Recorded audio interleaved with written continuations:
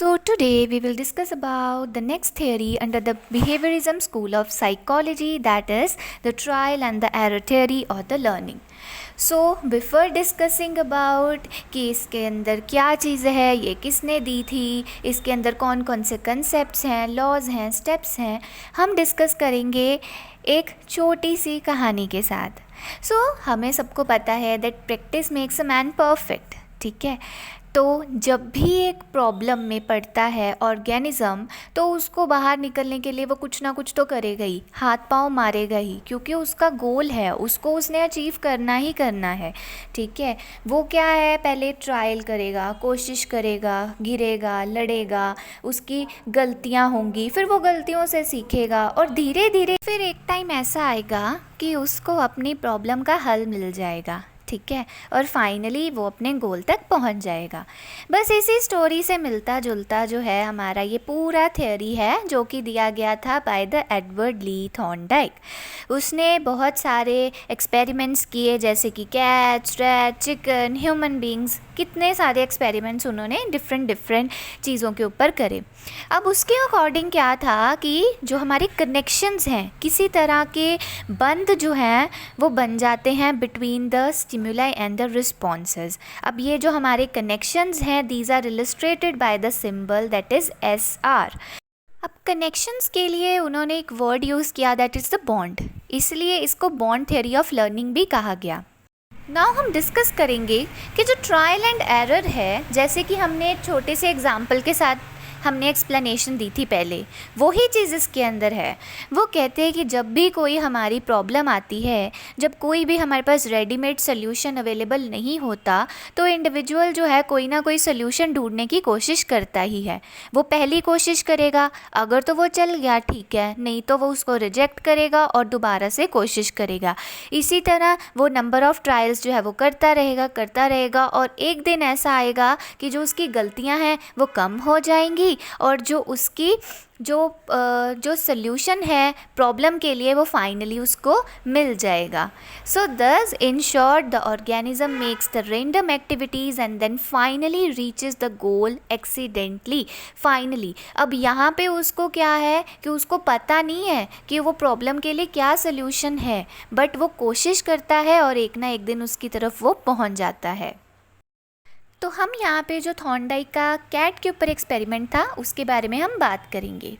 तो क्या है कि एक भूखी कैट थी, उसको ना उन्होंने अंदर रख दिया एक पज़ल बॉक्स के अंदर, एक केज के अंदर, पिंजरे के अंदर, जो भी आपने समझना है. तो वो क्या था कि उसके अंदर उन्होंने ना स्ट्रिंग की मदद से एक लीवर लगा दिया और वो लीवर को जब प्रेस करते थे तो वो जो एक डोर है वो ओपन हो जाती थी. तो अब जो कैट है उसके बाहर ना उसने थॉर्नडाइक ने फूड रख दिया. अब वो फूड क्या था, एक ड्राइव था, उसका मोटिव था, क्योंकि वो भूखी थी. अब उसको था कि मैं बाहर किसी ना किसी तरीके आ जाऊं और वो फूड को खा जाऊं. अब उसको पता नहीं था कि वो जो लीवर है उसको प्रेस कैसे करना है या उसको प्रेस करके मैं बाहर आ जाऊंगी. ठीक है, तो उसने सबसे पहले कैसे शुरू किया, रैंडम एक्टिविटीज़ के साथ. हम देख सकते हैं एक पिक्चर के अंदर. ठीक है, हम देख रहे हैं कि किस तरह से रैट धीरे धीरे जो है वो कोशिश कर रही है ताकि वो किसी ना किसी तरीके वो बाहर आ जाए और उसको वो फूड मिल जाए. अब क्या हुआ कि एक्सीडेंटली वो क्या है, लैच को उसने प्रेस कर दिया, लीवर को उसने प्रेस कर दिया और जैसे ही उसने प्रेस किया डोर ओपन हो गया और वो बाहर आके उसने फूड खा लिया. ठीक है, तो इसी तरह वो अपने गोल पे पहुंच गई. अब बोलते फिर से दोबारा से कैट को जो है अंदर रखा गया. अब कैट ने फिर कोशिश करी कि मैं किसी ना किसी तरीके वो फूड खा लूँ. ठीक है, पर वो बोलते कि अब इस टाइम पे जो उसकी गलतियाँ थी वो कम थी. ठीक है, और धीरे धीरे क्या हुआ, जैसे जैसे वो प्रैक्टिस करती गई, जो उसकी कोशिशें थी वो बढ़ गई, उसकी गलतियाँ डिक्रीज़ हो गई और इसी तरीके जो वो गोल था, एक फाइनल जो एक स्ट्रॉन्ग सल्यूशन था, उसको वो मिल गया. अब वो बोलते कि ये जो कोशिशें हैं वो तब तक कंटिन्यू रहेंगी अनटिल और अनलेस जो गलतियाँ शून्य तक ना पहुँच जाए, ज़ीरो ना हो जाए. अब जैसे कि हमारा थॉर्नडाइक था, उसका मतलब यही था कि that learning takes place by the trial and the error. अब इसके अंदर हमारे कुछ ऐसे स्टेप्स थे. सबसे पहले उन्होंने बोला कि कोई भी अगर हमने कुछ चीज़ सीखनी है तो उसके लिए सबसे पहले हमारे अंदर किसी तरह का गोल, हमारी नीड, ड्राइव या मोटिवेशन होनी चाहिए। कुछ मोटिवेशन ही नहीं होगी तो हम किसी भी चीज़ को पाने की कोशिश ही नहीं करेंगे, कोशिश नहीं करेंगे तो हम आराम से बैठे रहेंगे, ठीक है। दूसरा आएगा दैट इज़ द ब्लॉक और द बैरियर। अब कोई भी चीज़ हमें पानी है, अगर उसके अंदर मुश्किलें ही नहीं होंगी, बैरियर ही नहीं होंगे, तो हमारा ट्रायल और एरर वहाँ पे काम नहीं करेगा। फिर आएंगे that is the random responses, जो हमने पहले भी पढ़े। किसी ना किसी सोल्यूशन तक पहुंचने के लिए हमें छोटे छोटे रैंडम रिस्पॉन्सेज करने पड़ेंगे।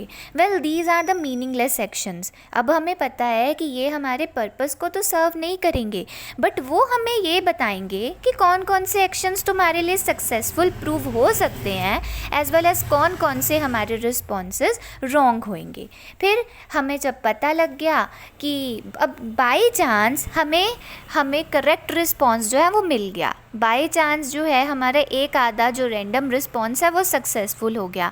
अब हमें पता लग गया कि कौन कौन से हमारे रिस्पॉन्सेस गलत हैं, तो हम उसको एलिमिनेट कर देंगे, और जो हमारे सक्सेसफुल रिस्पॉन्सेस होंगे हम उसको सिलेक्ट कर देंगे। अब उनको हम रिपीट करेंगे, जो कि हमारी मदद करेंगे in reaching the final goal. और लास्ट हमारा क्या होगा, that is the achievement of the goal that plays a very important role for learning anything. Now under the Thorndike's theory कुछ ऐसे लॉज उसने दिए थे। So first law was the law of the readiness. Now readiness according to the Thorndike is the preparation for the action, या simplest term हमारा mental set या फिर एक एक्शन टेंडेंसी। वो बोलते हैं कि अगर हमारे अंदर हम मेंटली या फिर फिजिकली प्रिपेयर हैं किसी भी टास्क को करने के लिए, कोई गोल को अचीव करने के लिए, तो ही हम ट्रायल और एरर में जाएंगे और तो ही हमारी लर्निंग जो है होएगी। अगर हम फिजिकली या साइकोलॉजिकली और मेंटली अगर हम प्रिपेयर ही नहीं हैं तो ऑटोमेटिकली तो लर्निंग नहीं हो सकती, उसके लिए हाथ पांव तो मारने पड़ेंगे ही। Now the next law is the law of the effect according to the Thorndike. अब उन्होंने ये बोला कि जब भी एक इंडिविजुअल रिस्पॉन्स करेगा किसी भी स्टिमुलस के लिए, ठीक है, तो उसके अंदर एक कनेक्शन बनता है, ये तो हमें पता ही है। स्टिमुलस और रिस्पॉन्स के बीच में एक कनेक्शन बनता है। अब जो कनेक्शन है उसका स्ट्रेंथनिंग या फिर वीकनिंग डिपेंड करता है उसके कॉन्सिक्वेंसेस के ऊपर, उसके कंक्लूजन्स के ऊपर या रिजल्ट्स के ऊपर।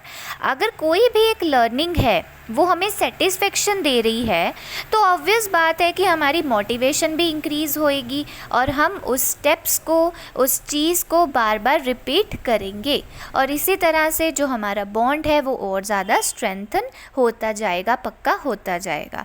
पर हमें जब डिससेटिस्फेक्शन मिल रही है तो हमारा कहीं ना कहीं मोटिवेशन डाउन चला जाएगा और इसी तरह जो है वो एलिमिनेट हो जाएगा और उनके बीच का जो बॉन्ड है वो एकदम से वीकन हो जाएगा। तो इन शॉर्ट कि हम कोई भी अगर रिस्पॉन्स दे रहे हैं टुवर्ड्स द पर्टिकुलर स्टिमुलस, अगर वो हमें सेटिस्फेक्शन दे रहा है तो वो जो हमारे रिस्पॉन्सेज हैं दे आर बेसिकली लर्नड और हमने उसको सेलेक्ट कर लिया। बट दूसरी साइड जो हमें सेटिस्फेक्शन नहीं दे रहे तो हम उसको एलिमिनेट कर देंगे और उसको दोबारा रिपीट नहीं करेंगे। Now the third law was the law of the exercise या फिर हमारा लॉ ऑफ द प्रैक्टिस। वो बोलते हैं कि विद रेपिटिशन, विद प्रैक्टिस हमारा जो रिस्पॉन्सेज हैं, जो स्टिमुलस और रिस्पॉन्स के बीच में कनेक्शन बिल्ड हुआ है वो एकदम से स्ट्रॉन्ग होता जाएगा। So in simplest terms practice makes man perfect. कोई भी अगर हमने लर्निंग करनी है तो ये तो है नहीं कि हमने कुछ सीख लिया और वो एकदम से हमें पहली बार में ही याद हो जाएगा। जैसे हमने कार ड्राइविंग करना भी सीखना है, पहले हम कोशिश करेंगे, सीखेंगे, फिर उसके बाद कोशिश करेंगे और धीरे धीरे जो एक बॉन्ड है वो स्ट्रेंथन होता जाएगा। पर अगर हम प्रैक्टिस ही नहीं करेंगे तो वो चीज़ें हमें भूलनी शुरू हो जाएंगी। सो अंडर दिस केस हमारे दो सब लॉज जो हैं दिए गए, that is the law of the use जो हमने पहले डिस्कस करा था। In simplest term it refers to as the strengthening of the connection with practice. जैसे जैसे हम प्रैक्टिस करेंगे जो हमारा SR कनेक्शन है वो इंक्रीज़ होता जाएगा और हम जो चीज़ें जो है बेटर रिटेन कर पाएंगे। इसी तरह इसका opposite that is the law of the disuse. जब भी हम प्रैक्टिस डिसकंटिन्यू कर देंगे तो हमारा फॉरगेटिंग हो जाएगा। So in simplest term it refers to as the weakening of the connection or the forgetting when the practice is discontinued. So this was all about the Thorndike's trial and the error theory or the learning. अब हम next part में discuss करेंगे हमारी Skinner's की operant conditioning की जो theory है उसके बारे में हम डिस्कस करेंगे, प्लस हमारे कौन कौन से मेजर लॉज हैं उसके अंदर वो हम पढ़ेंगे. Thank you so much.